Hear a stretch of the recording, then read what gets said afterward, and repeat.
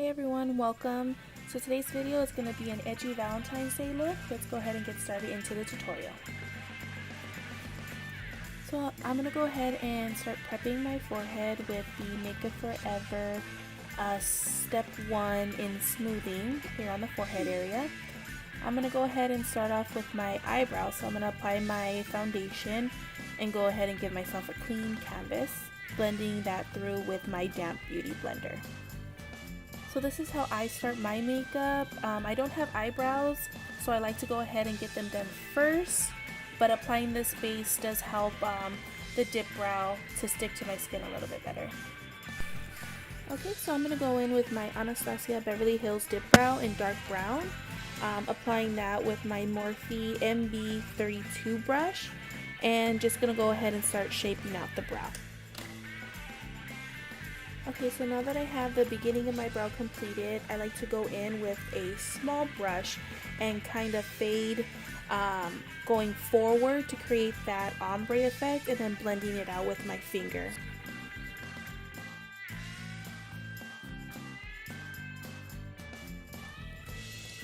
So once I'm done with that, I go ahead and start filling in the arch of my brow, also the tail. I could do this all at once, but I find it easier for myself to work in sections. Like I said, I don't have brows, so I find it easier for me to work this way. Of course, you know, with regular brows, it would be a little bit different. And if you guys would like to see a brow tutorial, just comment down below. I can definitely get a model and show you how to shape in some brows. Okay, so I'm going back in with my small brush and taking some concealer. This is going to be the Makeup Forever Full Cover Concealer. I'm going ahead and putting some right in the beginning of my brow, just to kind of give it more of an ombre effect, and blending it through with my finger. Okay, so now I'm cleaning up the shape of my brows using the Morphe M224 flat brush. Same concealer, the Makeup Forever Full Concealer. I like using that one to clean up my brows because it is a full coverage and waterproof. So just in case I'm sweating throughout the day, it does hold up.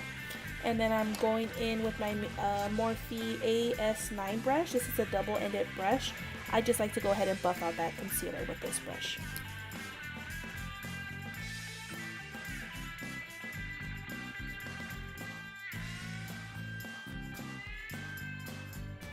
Okay, so after you're done, go ahead and apply your base for your shadows. And starting with your transition shade, this is going to be the SMASHBOX Full Exposure Palette.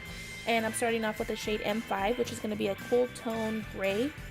As you can see here, I'm going to be using the Morphe M513 to blend that through, keeping it a rounder shape and just going back and forth. Now for the crease, I'm going to go ahead and go into M6, which is going to be a cool tone brown to deepen up that crease, and applying it in the same way. Now for a base, I'll be using my Dip Brow from Anastasia Beverly Hills in dark brown. I really want this black on the lid to be very intense, so I'm going to go ahead and use this as a base. For black, I'm going to be going in with the M7 shade, which is going to be a matte black from the same palette, SMASHBOX Full Exposure. And going in with the brush it comes with, which is a blending brush, to go ahead and buff that through. To add some more buffing to it, I'm going to go ahead and take my Morphe M506 with some more of that black shade to really diffuse the edges. I did lose some of that crease color, so I'm going back in there to add some more depth to it.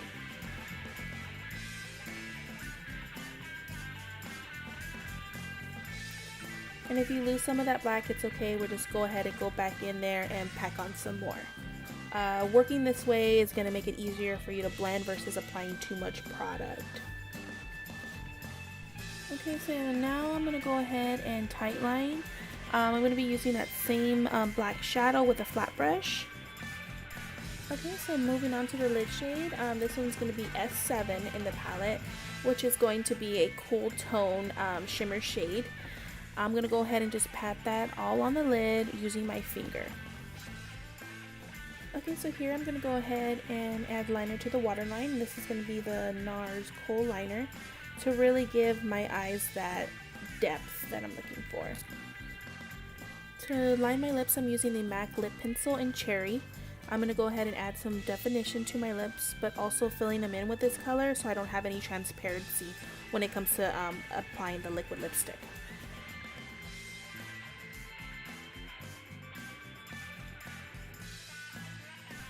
So I decided I wanted to go for more of an ombre effect. I'm going in with my lip brush from Morphe E19 and Kat Von D's Everlasting Liquid Lipstick in Damned, just going ahead and filling out the edges of my lips.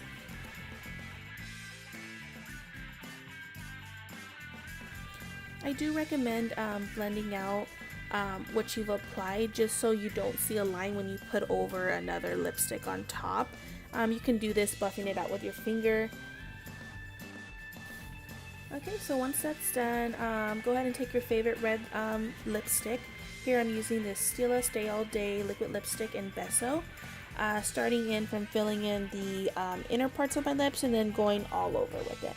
And it's okay if you made any mistakes, just go ahead and take your concealer and your flat brush and clean up the edges.